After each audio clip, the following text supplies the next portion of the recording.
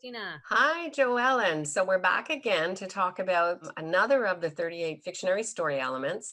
And Mhm. today we're going to talk about backstory, how it can help or how it can hurt your story. Okay, so backstory. We just talked about Revelation. Tell me how those are related. Okay, so a revelation is something that is happening in the here and now in your story, and a backstory is something that happened before your story even began. So before page one, every character has a history, and it's important to select which pieces of that history you want to share with your reader. And the biggest tip I can give you is the history needs to be related to the current story. So if, there's backstory that's your childhood growing up, but it's not relevant to the plot, it doesn't need to be in there. So you need to find pieces of history in the character's life that are relevant to the story. Okay, so we're using this backstory to find our history. And how do we use it? What you want to do, backstory is really helpful for creating character motives. Okay. So if we have a character who had some accident or was attacked in their early teenage years by a stranger, say, and that will change them, and maybe they have a fear of being in big crowds because of it, or maybe they have a fear of movie theaters because it happened in a movie theater. Whatever it is, that backstory has changed the personality of the character, and it will motivate them through their lives on how they're going to behave and react. And so good backstory is backstory that helps you give a basis for the character's motivations throughout your story. Okay.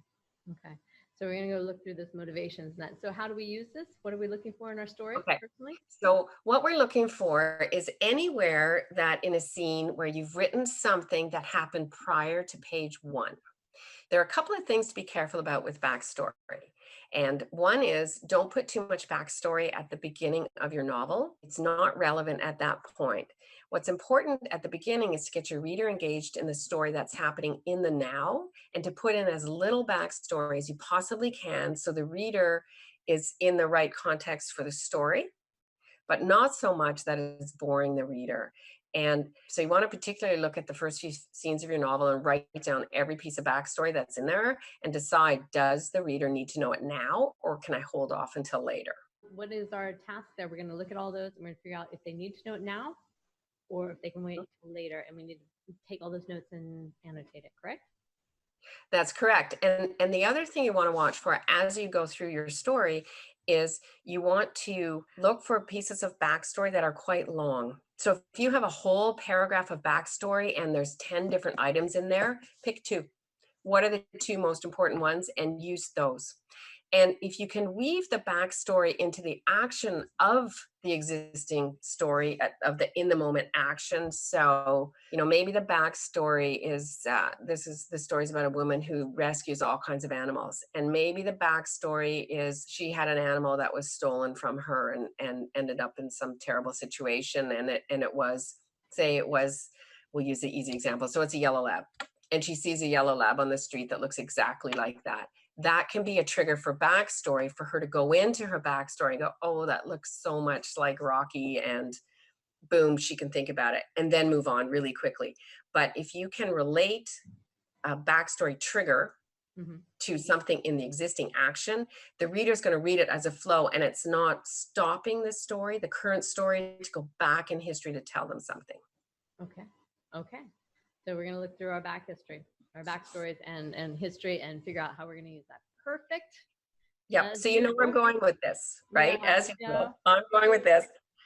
So you went through and you've done your tension and your conflict and you've done your revelation, etc. Well, you have to do backstory, and you can do all of these at the same time. You don't have to do them in a separate exercise. And you'll see this as we go through this series. There's certain groupings that will help you do this much faster than if you do each one individually. So you want to go through and you want to list every piece of backstory. Ask yourself, does the reader need to know this right now? Mm-hmm. Is there too much and can I cut it down? And is it relevant to the plot? And so if you ask yourself those questions and answer honestly, not just because you like the piece of backstory, you're going to make your story much tighter and much more exciting for the reader. Okay. course, it's a lot of work, folks, but we're going to dig in. We're going to make these stories the best we can. So again, we appreciate every bit of advice and learning that we're getting here, because it's all about learning to self-edit and create the best story possible. So thank you, Christina. Thank you for joining us today. Thank you, Joellen, and we'll see you next time.